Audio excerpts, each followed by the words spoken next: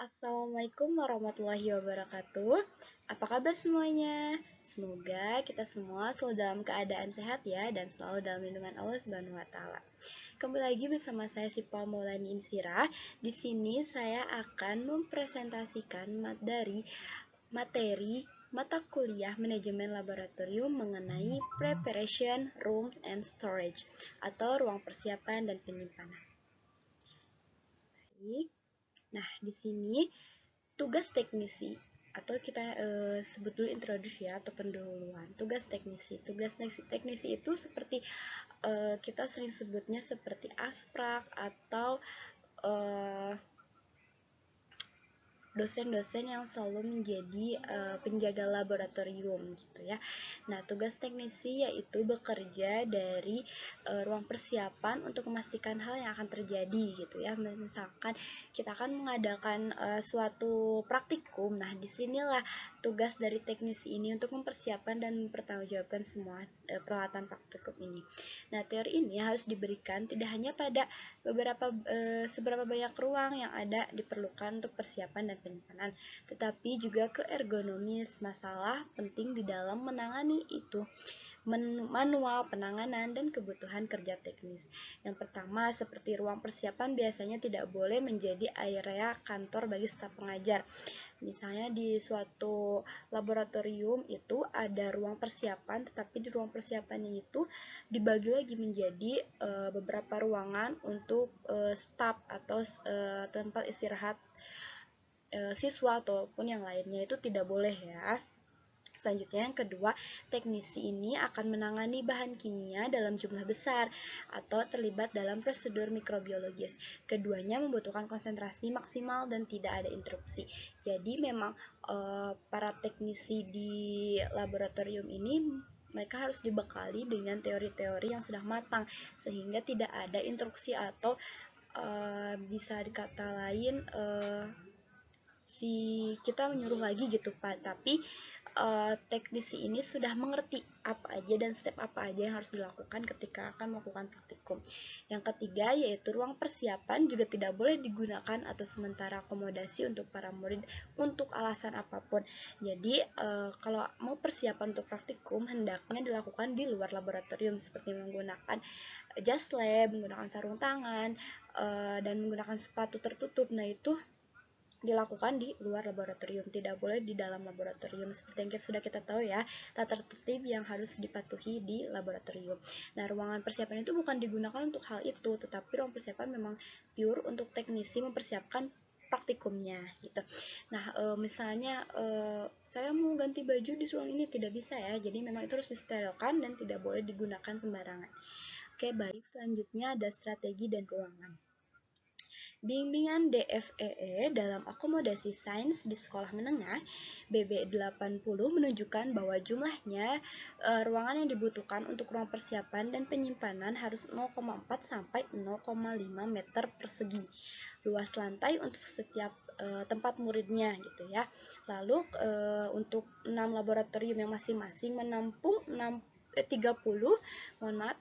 murid persiapannya atau ruang penyimpanannya daerah sebaiknya menjadi 6 sampai 30 atau 0,4 sampai 0,5 meter persegi, yaitu 72 ke 90 meter persegi. Itu ukuran dari lain laboratorium ya. Nah, ini mengasumsikan bahwa sudah ada 4 hingga 6 meter kubik ruang penyimpanan di setiap laboratorium untuk sumber daya lokal. Dan tampilan jika desain ini berarti ruang persiapan pusat harus lebih kecil dari perhitungan di atas akan menentukan lebih banyak ruang penyimpanan. Perlu ditemukan juga di laboratorium atau di stelit yang lebih kecil atau ruangan tambahan. Jadi kita harus memprioritaskan untuk ruangan penyimpanan gitu. Meskipun ruang persiapan itu sangat penting dan dibutuhkan, tetapi kita harus mementingkan terlebih dahulu untuk penyimpanan alat dan barang dari setiap laboratorium. Baik, kita lanjut ya.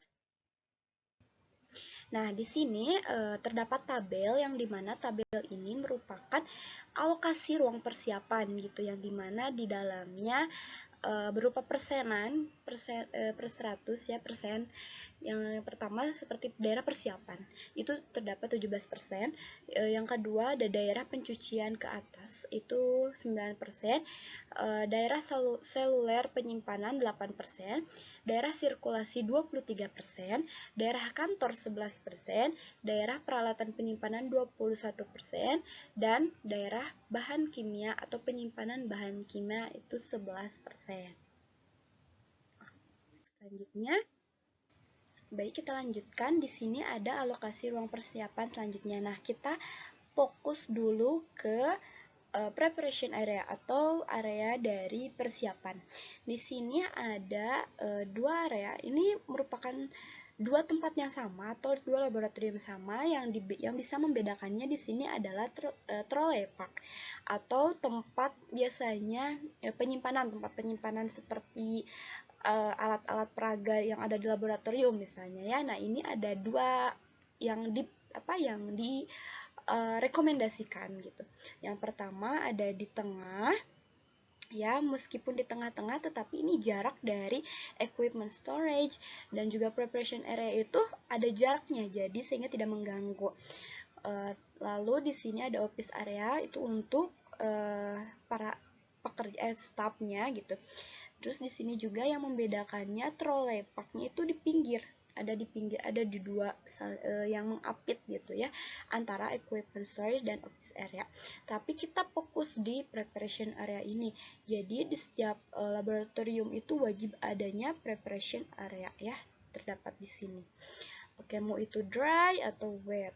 Oke, di sini trolley park itu kenapa harus ada jeda? Karena untuk mencegah seperti barang-barang yang memang mudah pecah atau misalkan penyimpanan yang supaya tidak hilang, jadi sudah ada jeda antara office area, equipment storage atau washing up area gitu ya.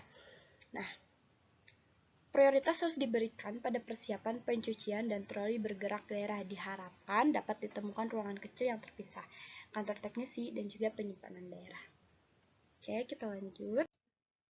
Nah, kegiatan di dalam laboratorium itu seperti misalnya persiapan ruangan, itu ada asap lemari, piring mesin cuci, atau jika Anda bisa memberi laboratorium itu kaca mesin cuci gitu. Lalu ada alat pembersih. Selanjutnya ada lemari es, atau tentu saja harus ada freezer, pengeringan kabinet.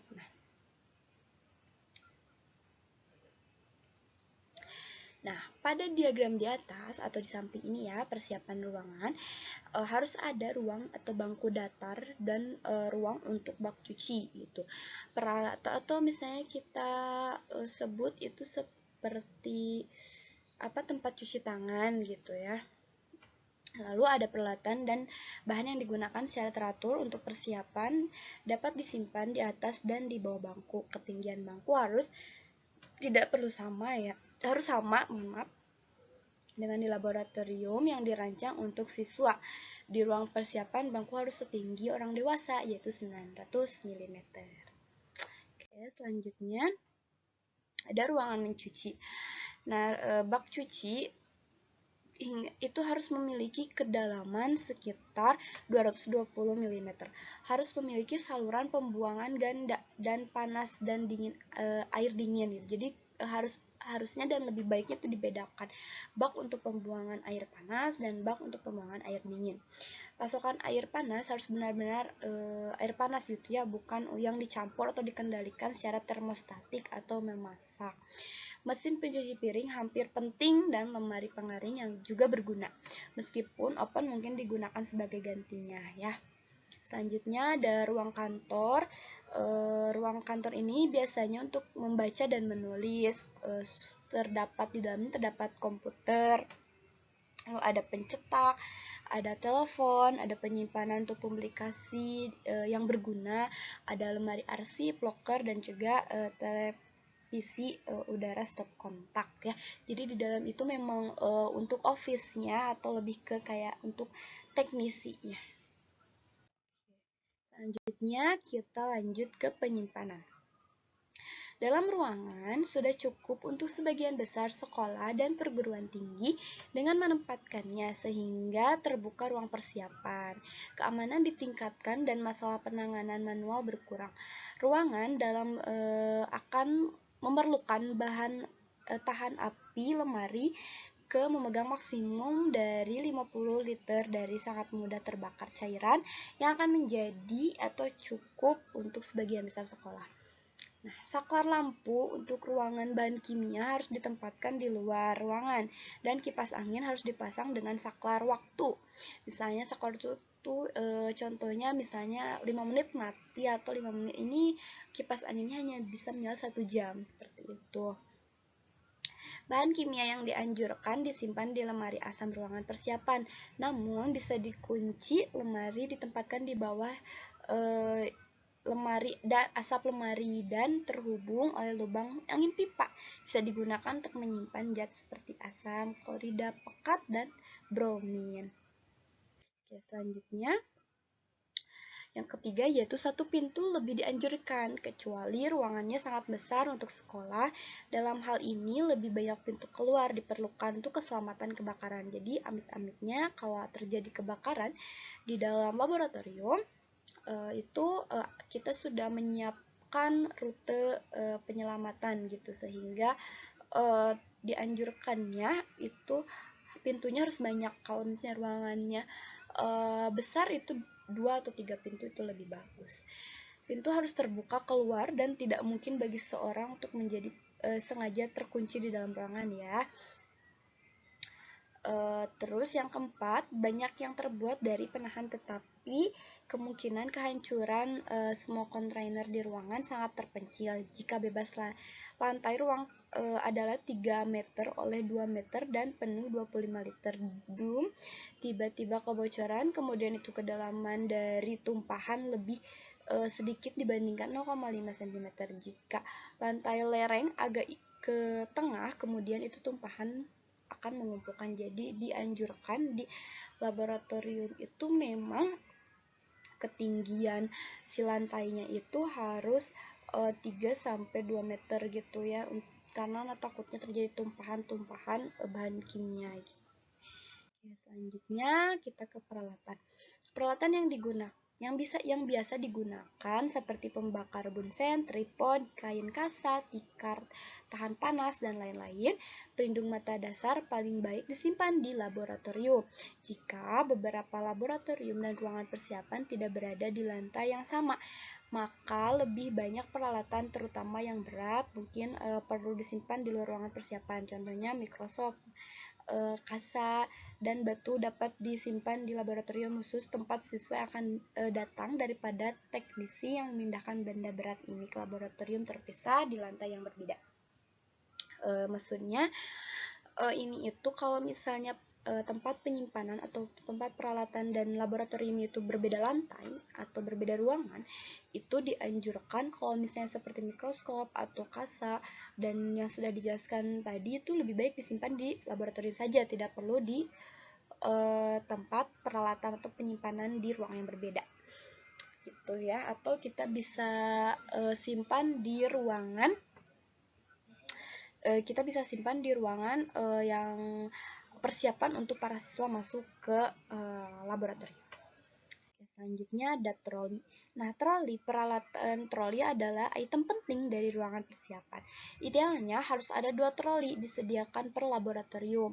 Ditambah 1 untuk ruang persiapan ini memungkinkan 1 troli berada di dalam laboratorium dengan peralatan yang dikirim dan lainnya di ruang persiapan. Jadi memang troli ini penting ya untuk penyimpanan barang-barang, sehingga ketika kita mau ambil peralatan dari ruang yang berbeda itu tidak bolak-balik dan tidak terjadi memakan waktu banyak, sehingga dibutuhkan troli ini.